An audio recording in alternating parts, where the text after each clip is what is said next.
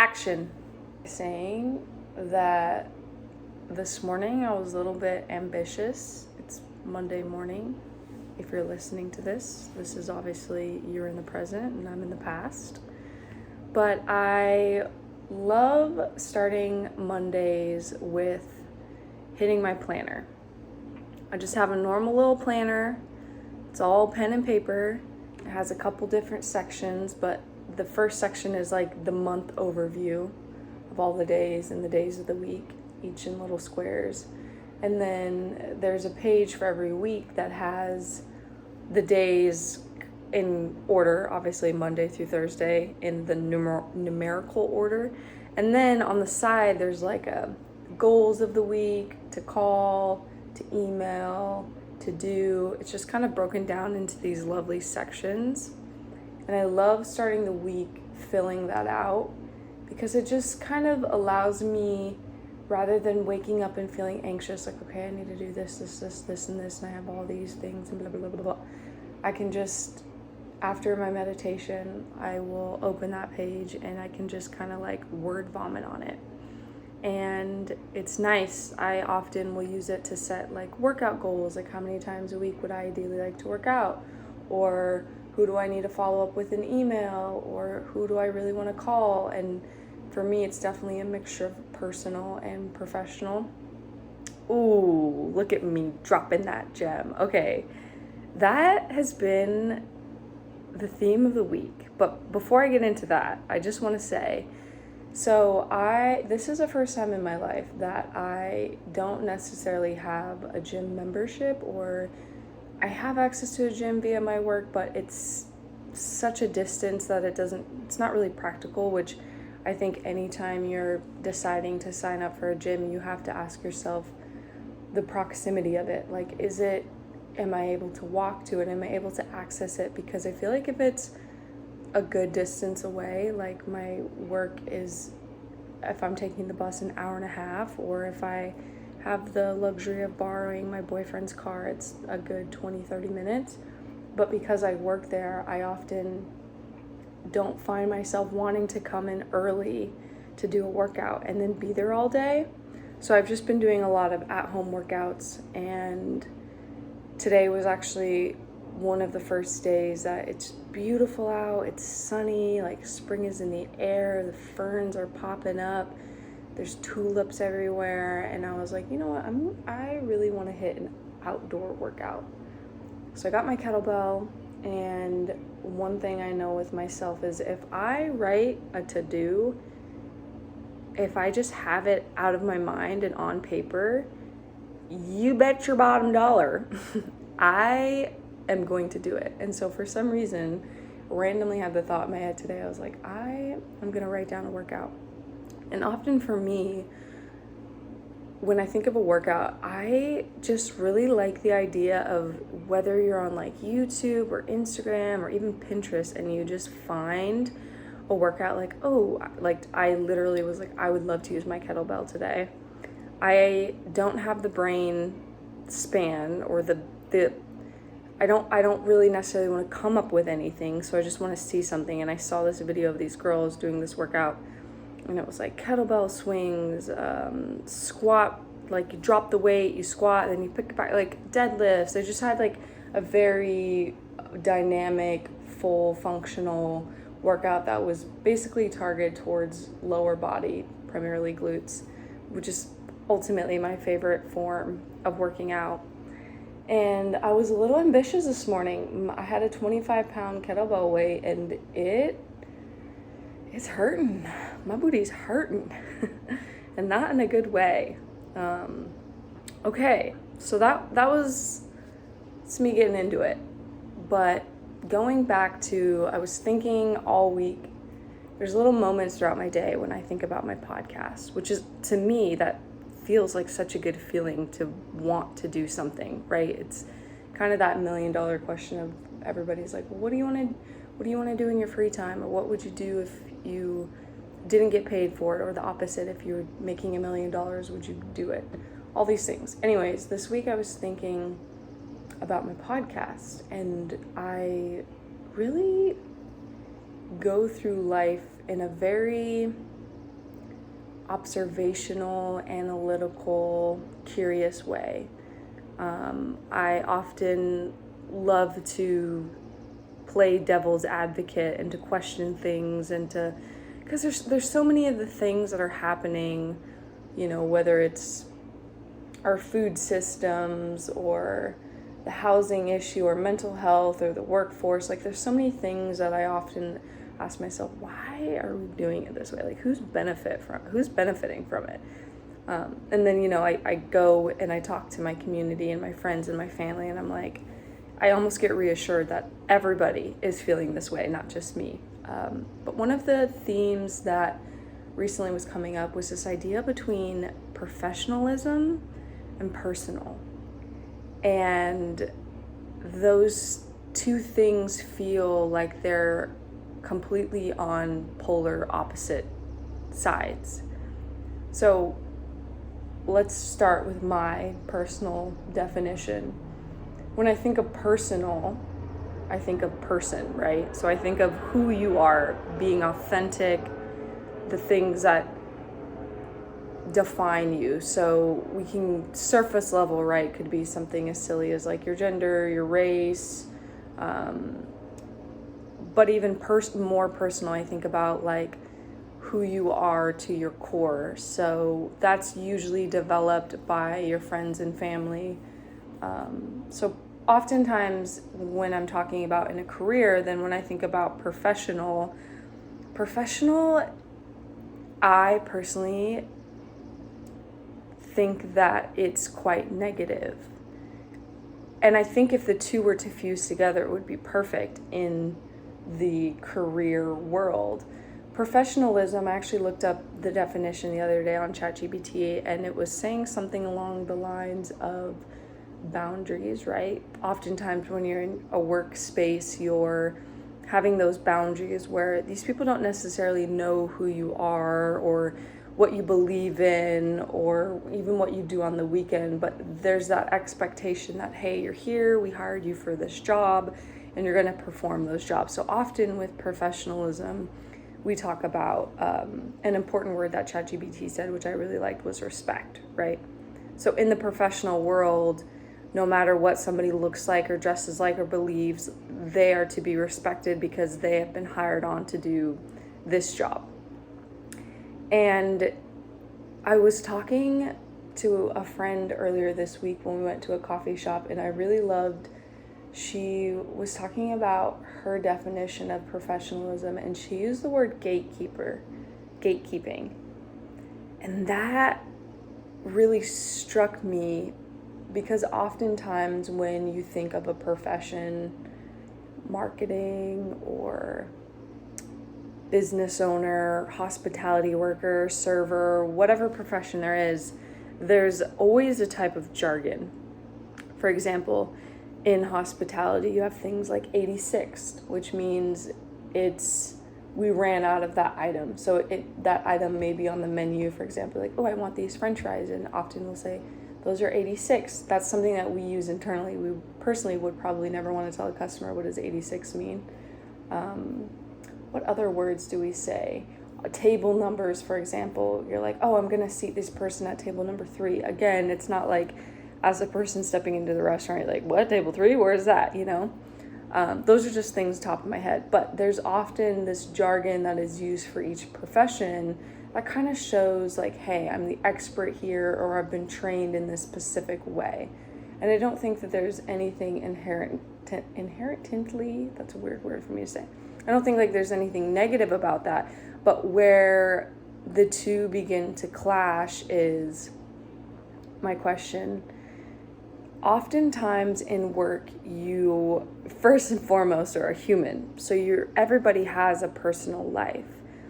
And if the job doesn't allow you to be authentic to who you are, for me, then that feels like that's not a job for me. If to be professional, quite frankly, means to be fake or to put on a facade, for example, in hospitality,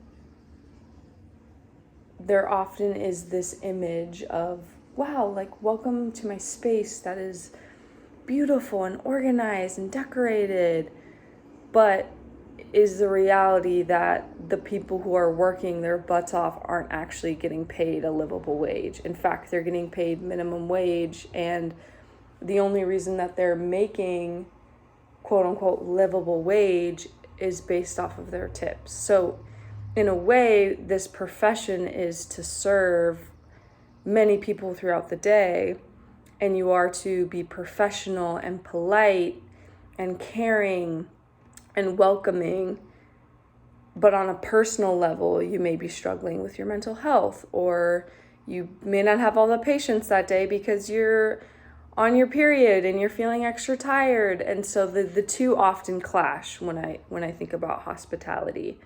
And I think about sometimes the way that we could fuse those things together. I think of the word grace, right? Like if you were to show up in your job and you had the ability to go to your boss and say, hey, 89.99% of the time I come in on time, I do an amazing job, but every so often, maybe I get in a fight with my partner, or maybe I'm just having an off day, or maybe something happened in my family, like somebody passed away, or my dog chewed something, we have to take him to the ER, right? Like all these things that happen in everybody's personal life that we so often do not share with each other. And I think that boundaries are acceptable and appropriate, right? Because at the end of the day, there's business, and then there's your personal life where you can have the time with your friends and let go. But I think where I feel this friction is we often in a professional setting don't act like they are a person. So we forget about the personal, and we ask that people suppress that or pretend that they're great and put on this show. And this to me perpetuates a problem in society where I was thinking about the other day. We had a lovely dinner with our friends, and they have a 1.5-year-old girl. And I'm sure anyone can relate when you start to spend time with babies and little ones. It's first and foremost such a joy. But also it's really, really funny to be around somebody so young because they just don't care. They don't care if you're talking. They don't, they're so in this world. Like, for example, we all sat and had dinner, and she had this really cool, strap that she was in, and then underneath was this bowl, and our friends were saying, yeah, they're kind of checking with her, are you done? Are you done? And she's, pouting and, I want, pointing at the cuties, and we're, peeling the cuties and feeding them to her, and then they were saying sometimes she gets to a point where she just throws her food because she's done with it. She's over it. And I was just thinking how interesting, because at the same time, I recently was watching one of my YouTube girlies. Shout out. I should shout out. I have a group of girls that I love watching. They are located in Australia, and one of them, her name is Sophie Jane Miller, and they're all friends. So it's Georgia Richards, Sophie Jane, Rachel, Lane. They're the most comfortable YouTube girls to watch, and it's just feel good content. It's about book reading and friendship. And anyways, I just watched one of her vlogs, and her vlog was about romanticizing the things that she enjoys in life, which was such a sweet video to watch. And while she was filming, she was talking about she's it's so weird to post your life on social media. And it really is, if you think about it. Well, first I think about the amount of courage it takes to say, hey, I'm gonna record myself, because whether you're a pro like them or you're just beginning like me, when the camera's on you, in a way it becomes performative, right? You know that somebody's watching you. And so to tie that in with this little girl that we were with the other day, it's I'm curious, in the child's mind, you're not thinking about how you're coming off, how you're going to be perceived, what people think of you, whether they're going to like you. You're just who you are. And then when you put in the other layer of putting a camera in front of you, like, there's nobody in my space right now, which allows me to have this freedom and to feel very organic and natural. Like, hey, this is already this space that I love and come to every day. And now that a camera's on, some part of me can almost forget and just like rattle off as I'm doing. But it is quite interesting. I lost the point of where I was going with that, which I guess, sometimes we do that. Anyways, so professionalism, personal. My takeaway on it is I totally think that we have to have boundaries in the professional world, but I just wish that some places, especially in hospitality, that there would be more of a realness. Like, we are often taught to perform in a certain way that is always related to increasing the business revenue, but I think it's so straight up dumb, because oftentimes the thing that's failing in a business, its ability to take care of its people. That's another thing we've been having a lot of conversation about, is culture, specifically in the workforce. Like, what makes a good culture? And I think first and foremost, everyone can agree is the job providing you enough income to live your life comfortably? And that can range in many different ways. And I've often have been hearing another theme about, if a job that you're in isn't giving you the income that you want, or isn't giving you the lifestyle that you want, then like, why are you staying here? Why don't you just get another job? We all know, well, hopefully, if you don't know, I will let you know that it's not that easy right now to just go ahead and find another job. There is an incredibly competitive market. There takes a lot of time and energy and let me just say, these aren't excuses. These are not excuses. I think that these are facts as somebody who's lived them. It takes time and energy to apply for a job. And especially if you're doing it in a way that is towards the job, right? Like, you need to make sure your resume is aligned. You need to have a cover letter. You need to answer all their questions. And you really, really want to position yourself so when they are looking at your application and they're saying, who is going to be the best person for this job? You want to have that resume and cover letter that screams, hey, I'm the best person for that job. But often what I've felt is, I am currently in a phase where I'm like, man, I would love to get out of hospitality. I've done it for years, and it just doesn't feel like it's in alignment with myself. I don't like late nights. I don't like loud sounds. I want to have a job that allows me to have more flexibility and freedom, and just getting out of a restaurant space. And so then I find myself applying for jobs, and when you look at jobs, you clearly read the description, right? Can you even imagine yourself doing this job? Does it fit with your lifestyle? There's so many factors, like, is it going to give me the pay? What about the benefits? What are the time of the day it requires? How far away is it from my house? Like, all these things matter.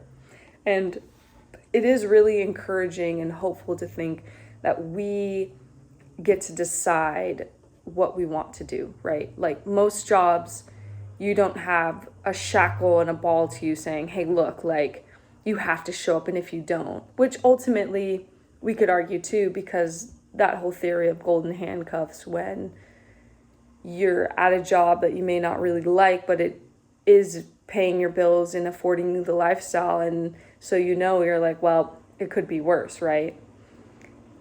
Anyways, I often will look at the qualifications and I find myself thinking, well, like, dang, who has, 10 years of this or 20 years of that or X amount of this. So it takes time to find something. And I also understand that you may not have all the qualifications, but if you can market your resume and your cover letter to that, you may then get the opportunity to have a resume. But you're also competing with, especially if it's a remote job, you're competing with people all around the world. So oftentimes you may find a job that sounds great, and then you see, oh, over 100 people already clicked it. Well, do I really want to waste, I shouldn't say waste, but do I really want to spend maybe 30 minutes to 45 minutes completing this application if my chances are very slim to none, right? And let's not talk about taking the time to do that when most of us already only have 2 days off.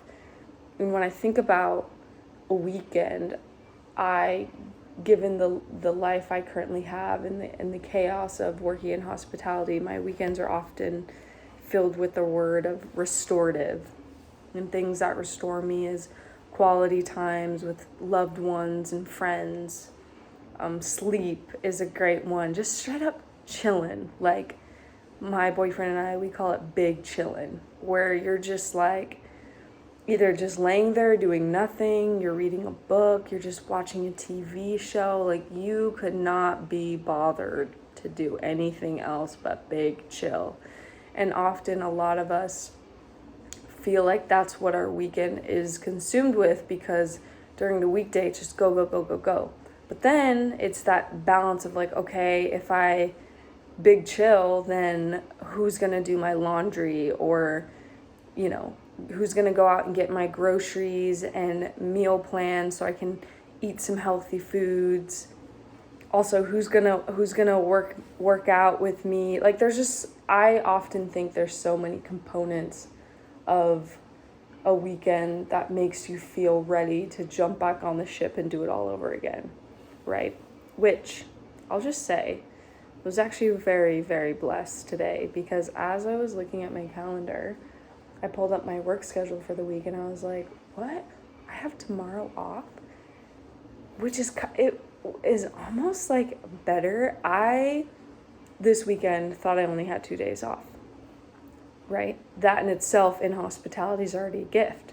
I actually shouldn't say that, because I feel like it should be illegal to not have 2 days off, but that's just me, Anyways, I looked at my schedule and I was like, holy crap, I have tomorrow off. I had no idea. I have a 3-day weekend. So I am sitting smack dab in the middle of my 3-day weekend. And I'm going to tell you how what's my goals for the rest of the weekend. Okay, so started my day with a workout.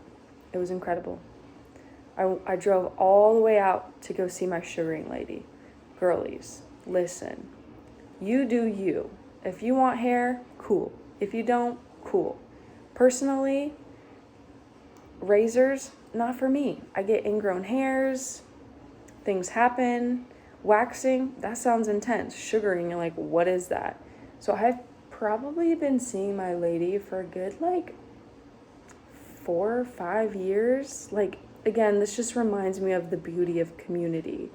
This is my girl. Let me rewind. Sugaring is essentially, as it sounds, you take sugar and you melt it, and if you're looking at me on the camera, I'm using my hands. I love talking with my hands, but you melt the sugar and it turns into this sticky paste. And essentially, when you're sugaring, is you put the paste on whatever area that you want to remove the hair, and waxing, you pull it against the hair strand. But with sugaring, you're actually going with the hair follicle.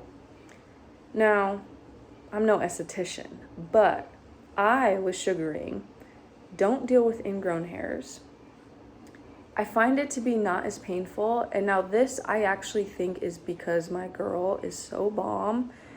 She actually just started her own practice. She was under a wing of somebody, and it was a beautiful space. Went there for years. I think it was last year. She had this beautiful trip overseas, had this moment, was I gotta do this, which I remember crying, because I'm we all have the power to change our lives.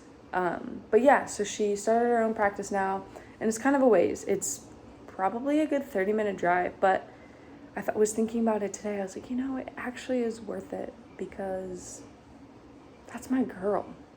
And for about an hour, we just yap, and I'm just like getting sugared, and the talking kind of takes the pain away. And I will say with sugaring, like the first time you do it will probably be the worst time because it is painful. Like you're literally removing hair from your body. You're ripping hair out. It's gonna hurt. But I've stuck with it. I get it around every 5 to 7 weeks, and you could call me a hairless cat if you want. Anyways, what was the point of this? So I got sugared today, and then going back to the dinner that we had with friends the other day, which was so kind. They just like, hey, you guys want to come over for pizza? And they live in our neighborhood. I'm just like, it's my type of weekend.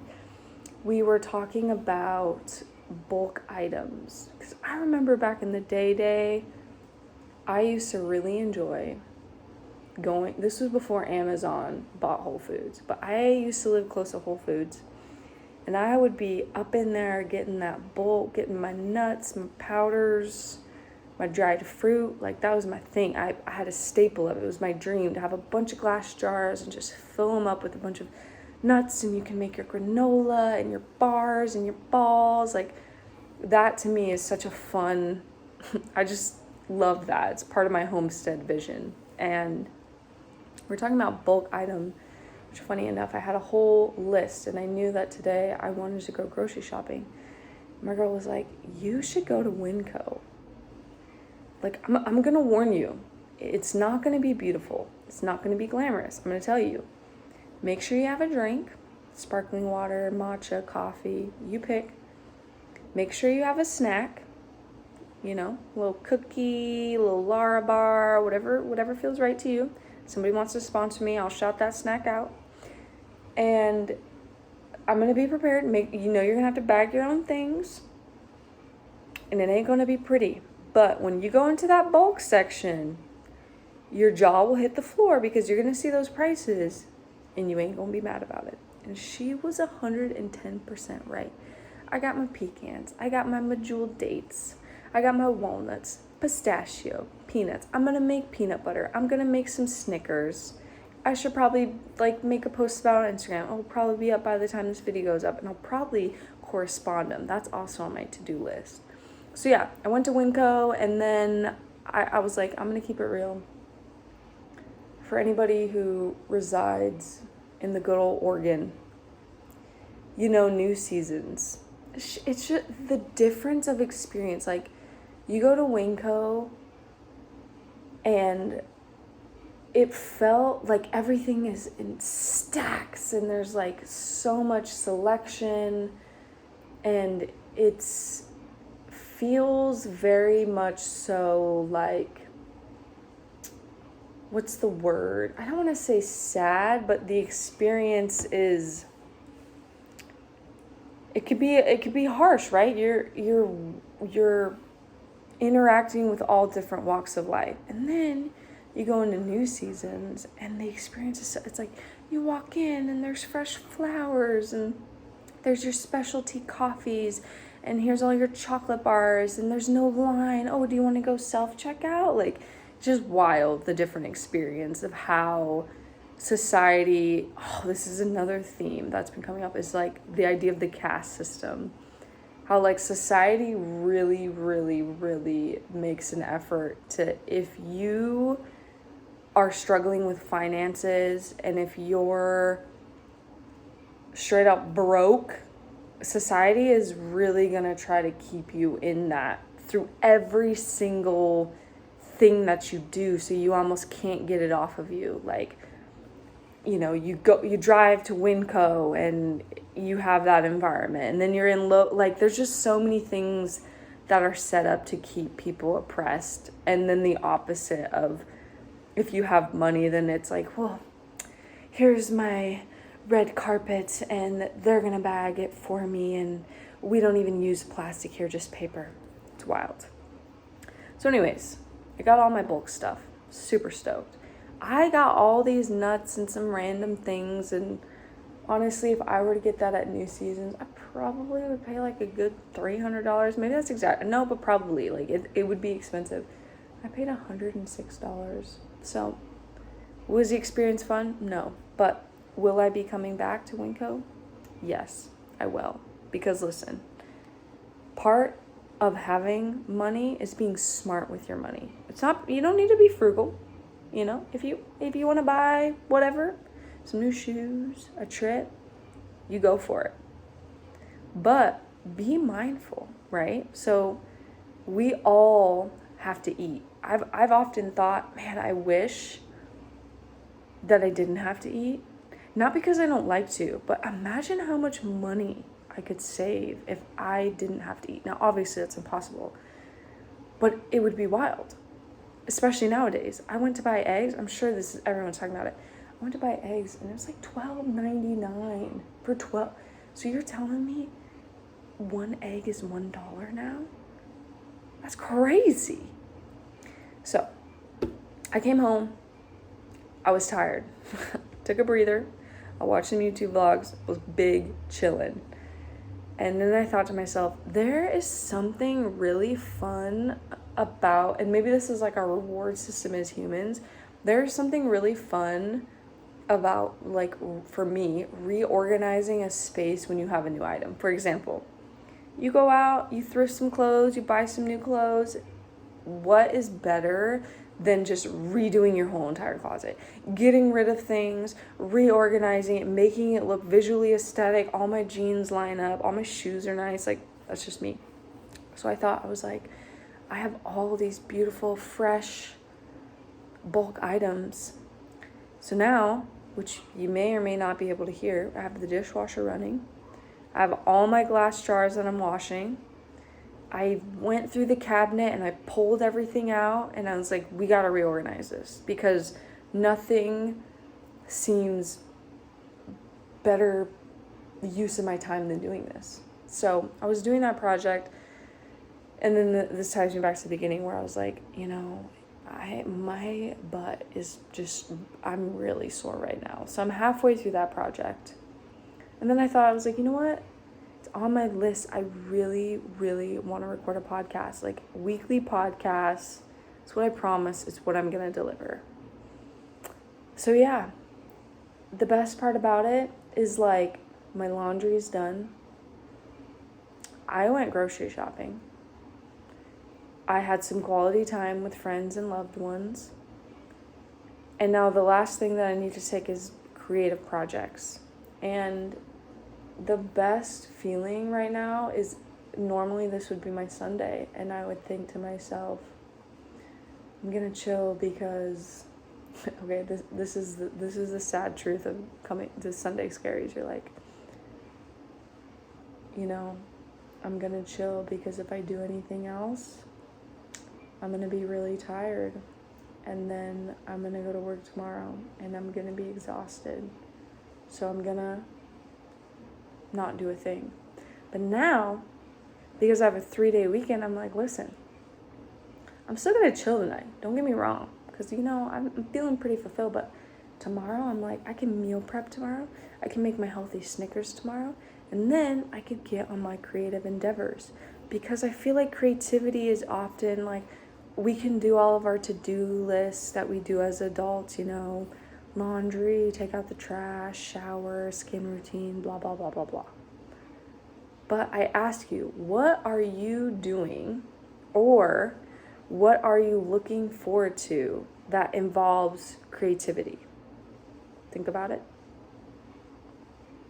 Okay, for me, I am recording a podcast, like boom, shakalaka. But the other thing I'm doing is I recently went to an art store 2 weekends ago, which talk about finances. I was like, yeah, I'm just gonna go to the art store and maybe get a couple new watercolors and a canvas. And I saw a canvas there, and I didn't get a watercolor canvas because I don't even know how expensive that is. But again, listen to my vision.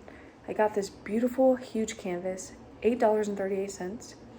And my idea is I'm just going to cut out watercolor paper and pin it on it. So it's almost going to give this like collage-like thing.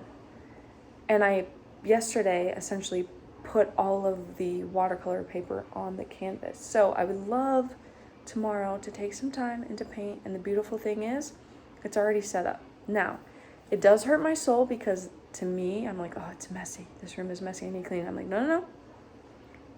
Keep your watercolor stuff out, because guess what? Now, like, part of the other day, it was me just setting it up. It took 30 minutes to get my water station, my paintbrushes, and to get all my colors organized. But now it's already set up. So now I'm going to walk into that room and I'm just going to do it whenever I feel time, which hopefully tomorrow I'll feel creative. So that's on my list. The other thing that I've really been wanting to do is I started a knitting project out during the holidays.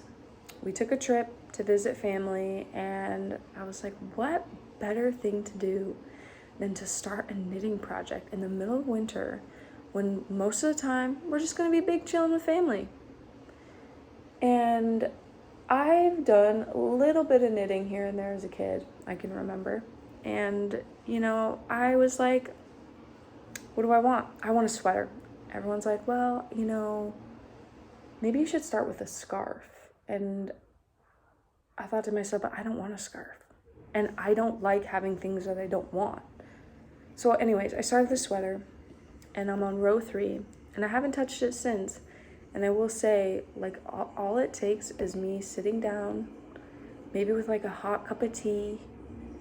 Oh, this is the other thing I want to do. I also want to garden tomorrow. It's going to be beautiful out. I just got some ranunculus, I think is how you say it. It's beautiful flower. It almost looks like a peony, but it doesn't, it's circular, but it doesn't pop out as much. And I actually just ordered some bulbs and they should be here tomorrow. Also, so yeah, garden, potentially knit, watercolor, podcast. That's it. Peace.